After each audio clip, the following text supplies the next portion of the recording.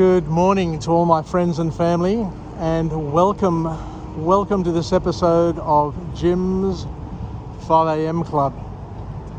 It's 5:45 on this Friday morning, and I'm down here on the International Passenger Terminal. You can probably guess it's probably one of my favourite locations for shooting episodes of Jim's 5am Club. What I absolutely love doing every morning is getting up early, a half hour early to what I'd normally get up, get ready, pop on the bus, do a book summary review whilst I'm on the bus. So I've come across a number of sites which have free book summaries, and I'll read the book summary and take notes as best I can because it's always a bumpy old trip on the bus into the city in the morning, and sometimes I can't decipher my writing, which is quite interesting. But I never thought I would be able to do it, to tell you the truth, to be able to get up at 5:15 in the morning, jump in the shower, get in the car, go to the bus stop, then hop on a bus and head into the city, and then catch the monorail or the light rail down to Circular Quay and be here in time to enjoy this mystical first light. It's a little bit overcast on the horizon, so we're not going to get the magical sunrise like we did yesterday. Yesterday was orange and just a perfect morning. But it is balmy, it's warm, a gentle breeze. There's talk of a few showers today, but looking at the sky, it doesn't look like it's going to be all that showery. But who knows, the weather just blows in from the south, and things just change dramatically. We are coming into autumn over the next month, but I've got to tell you from my perspective here in Sydney, growing up in Sydney, Australia, that autumn is by far the best season. It's got the most beautiful clear sunrises.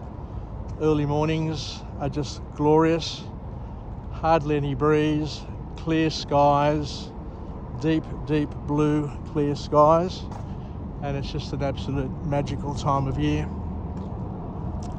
Don't know what they're doing down here, but all of a sudden, I was here yesterday morning and it was all just clear, and today it's all fenced up, and it looks like they're about to commence some sort of building project at the end of the International Passenger Terminal.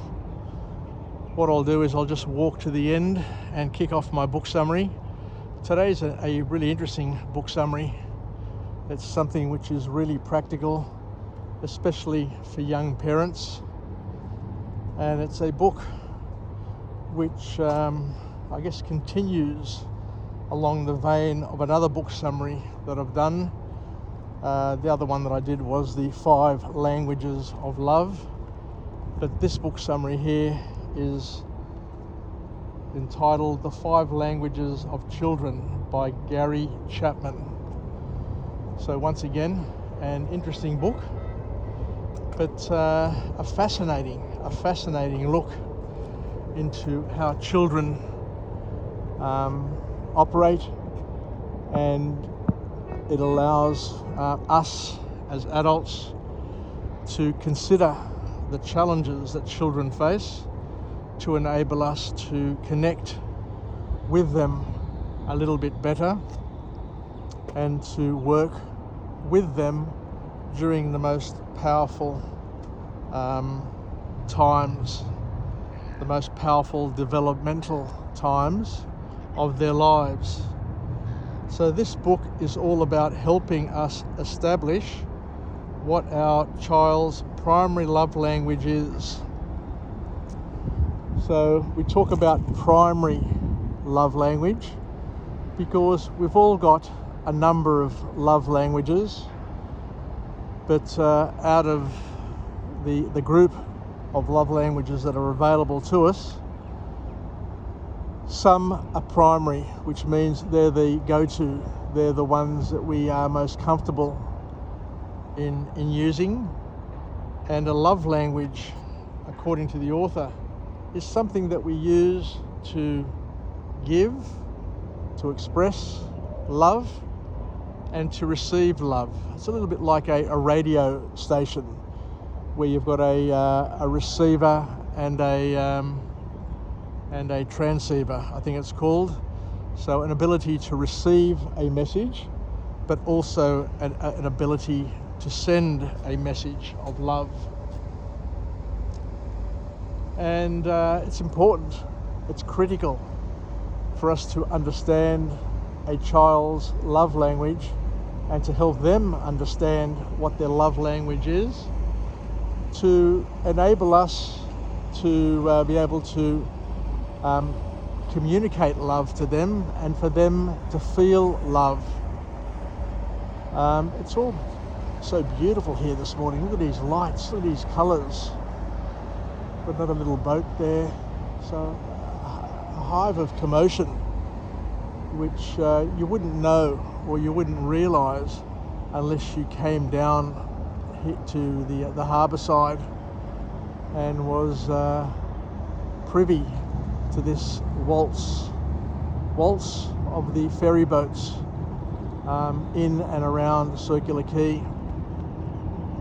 I just love the shimmering of those lights off the water and the first light just coming into view. So it's important to be able to show love to children in a way that can be received and accepted and appreciated, because love has a dramatic impact and effect, a long-lasting effect on a person's growth and development. So what are these 5 love languages?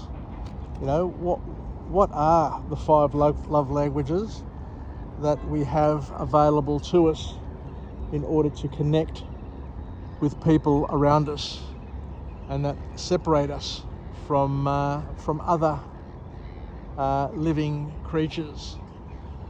So the 5 love languages, according to this author, the first one being physical touch. The second one is words of affirmation. The third one is quality time, spending quality time with those around us. The fourth one is gifts and surprises. And the last one is acts of service. So what we'll basically do is go through each and every one of those at some point and understand what they are. And it's important to also understand that each of us may have 1 or 2 primary love languages. Some may have 1, some may have 2, some may have more. But it's the language, it's the portal that enables us to connect and to feel and give love. The author then goes on to say something which is really powerful and something worth spending a little bit of time thinking about. And it's the point that every single person has an emotional tank, a reservoir that is topped up, I guess, with the feelings of love, and especially children. Children have a thing which is a reservoir, and this love reservoir needs to be addressed, needs to be managed, needs to be nurtured, and it needs to be topped up on a daily basis so that a child feels loved and is not left out and made to feel uncomfortable and unwanted. So this tank, according to the author, needs to be kept full, but not full with just anything. It needs to be kept full with the thing that the author calls unconditional love. Love that doesn't have anything attached to it. It's just pure, unadulterated love, which once again is important to distinguish. There's no use bluffing love and just saying, oh, I love you. I hear a lot of people using the word I love you, but love is an action word or action thing, and most importantly, we need to be able to connect with our children with a dose or an investment of unconditional love on a daily basis to make sure that their emotional love tank is always full and they don't feel depleted or empty in any way, shape or form. So there's a call to action here for all parents, for all people, for all caregivers, for teachers, to continually constantly check in to see how the love tank is going.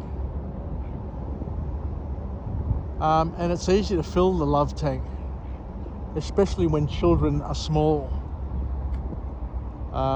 because there are lots of things you can do with children to make them feel loved and to ensure that their tank is topped up.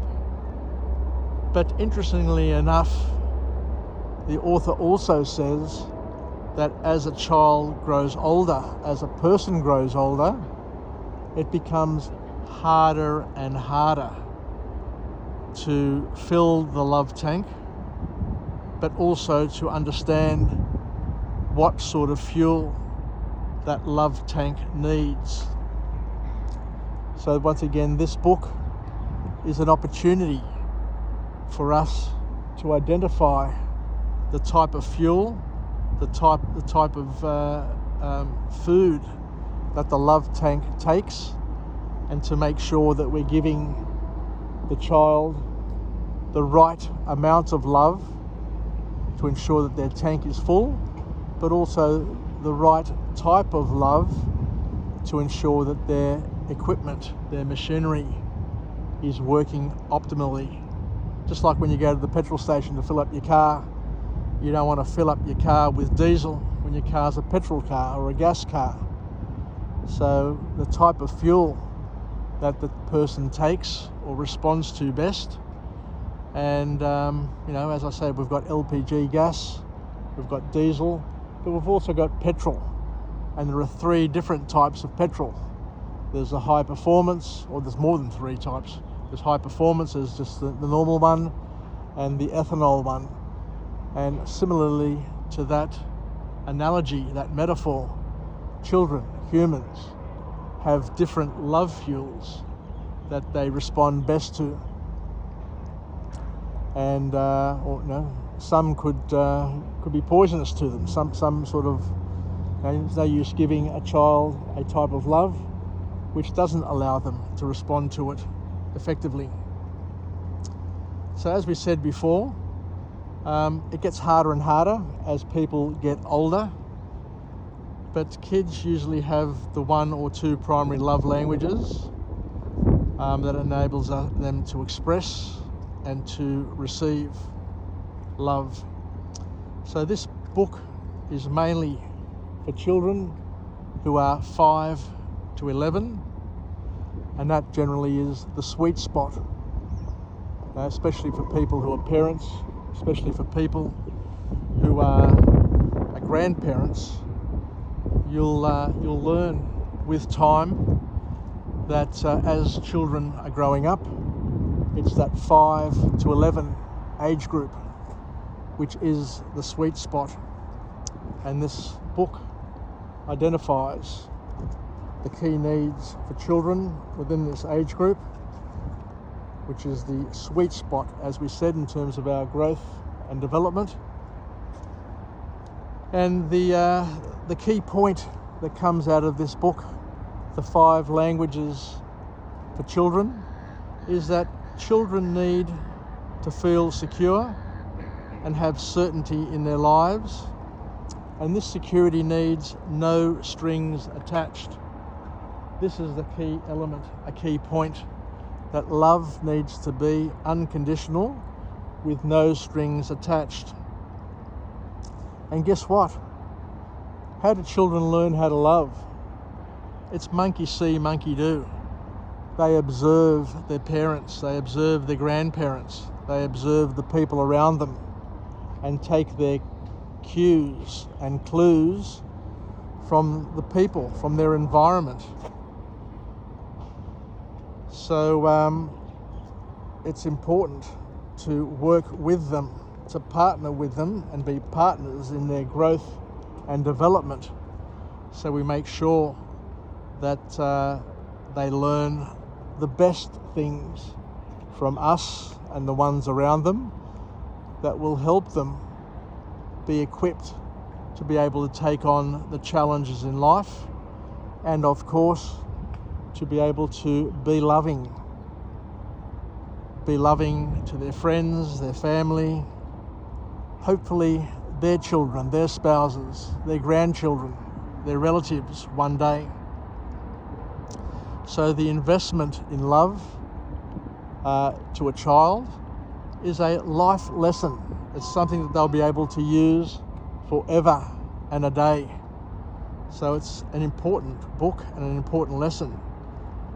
But the author here says something which is really important, and I guess we're all guilty of this at some point in our lives. We must never ever use a love language against a child, because it hurts them terribly and it is extremely damaging. So once we understand what a person's love language is, say for example, a love language is touch and feel, then smacking a child and using their love language against them is tremendously counterproductive, as is words of affirmation. Children who love to hear positive affirmations to build them up. If you start attacking them and start being toxic and using their love language against them, that too can be very, very damaging. So the call to action that the author gives us is that we are human, we are fallible, and we do make mistakes. But if you do use a love language against a child, then it's important to learn how to apologise and to make sure that the apology is heartfelt, and to let them know that you have done the wrong thing so that they can learn from it. The next point that the author makes here is that you can't overdo unconditional love, unconditional heartfelt love, but it needs to be in the language that a child can receive and a child can accept. As we used the analogy before on the different fuels for the different cars, if a child needs stroking and physical touch, then that's the best thing to give them. And children will generally give you a clue in terms of what their love language is, because we tend to express our love to others using our primary love languages. So if you've got a child coming up to you and hugging you, for example, I've got my granddaughters who will come up and just grab me by the leg and squeeze me by the neck. It's a great indicator that their love language is touch and feel. Or if they say to you things, that you look handsome when you put on a shirt, or they give you positive affirmations, then generally that could also be an indicator of what drives their love language. So keep listening, keep an open mind, an open ear, because as we said, people will generally give you an indication, a strong indication. So if people bring you gifts and they love, giving gifts, then chances are that that's the love language that drives them. So, and that's the one that you can use back on them to get the greatest mileage and make the greatest impact. So, boys and girls, both boys and girls, according to the author, need touch. But it's a little bit different. Boys are a little bit more standoffish, a little bit they push back a bit. But the author here says, don't give up on trying to connect with people using their love language. Boys, as we said before, could resist touch, but they still crave it. Just because somebody resists love, doesn't mean we need to give up. We just need to understand the best mode, the best action. And as we said, boys may resist it, so sometimes you just need to be a little bit more vigorous. That's why boys like vigorous sports, physical sports, where they push each other, they tackle each other, they rumble each other. It's basically that they enjoy touch, but the touch is just a different sort of mode or different sort of amplified touch. We need to continue to reassure children. We need to continue to validate them. So for the ones whose primary love language is touch, then hugs, kisses, pats on the back, tackling, rumbling, you name it. A parent, a guardian needs to ascertain how they go about it. But we also need to understand that these days things are a little bit more sensitive with how we touch children. We need to be careful that we don't be deemed to be inappropriate, which makes things a little bit harder these days. But I remember when I was growing up, I'd be rumbling, I'd be playing with my mates, with my uncles, with people, and not feeling in any way uncomfortable. But these days we just need to be a little bit more careful. So when it comes to words, as we said, we need to keep on reassuring children, validate them. Words of praise, encouragement can be given, but it's not about just saying the words. The author here says that we need to nuance what we do, and words of praise and encouragement need to be given in a certain tone, volume, or mood, which is the key to make sure that we're having the greatest impact. So when we're using the words of love, it's, as the author says, we shouldn't be using conditional statements with it. We need to be just saying that I love you, and just saying I love you because, maybe not using the because, just because you're conditioning it. Once you're putting a condition on something, then children feel that they need to do certain things in order to receive the love. So the author then says that there's a difference between affection and affection and praise. Affection is where you appreciate who they are, and praise is you appreciate what they do. And you can't bluff it, because kids know when you're bluffing and when you're playing a game. I'll start heading off to the train station because time is getting on. This has been such an interesting book summary that I've been rabbiting on for a little bit longer than what I normally do. So I'll head my way back to the station, but I'll continue the vlog. It doesn't bother me. I enjoy talking and I enjoy learning. So the third point, the first point was one primary language of love is touch. The second one is words of praise and affirmation. The third one is quality time.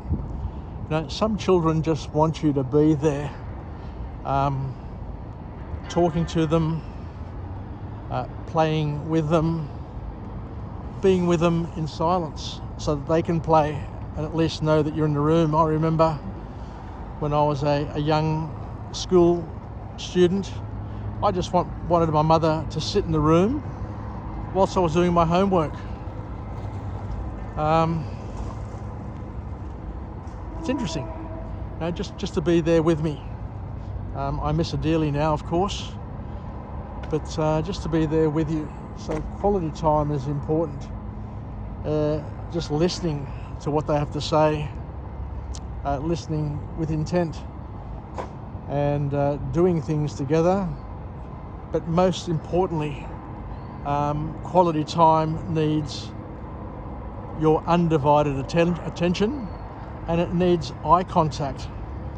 We shouldn't be providing eye contact to children only when they're being punished.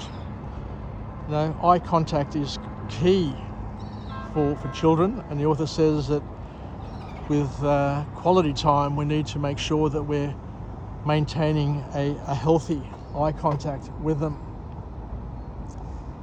and of course it's the undivided attention, because if we don't give children who need quality time attention, then they're going to become attention seekers, and they're going to mess up, play up, be naughty in order to achieve negative attention.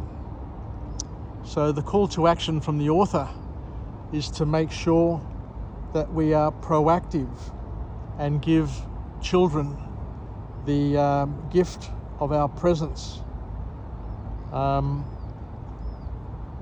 once again, as the author says, if you're not giving them that attention, that undivided attention, then they'll seek negative attention, play up, be naughty, and cause issues.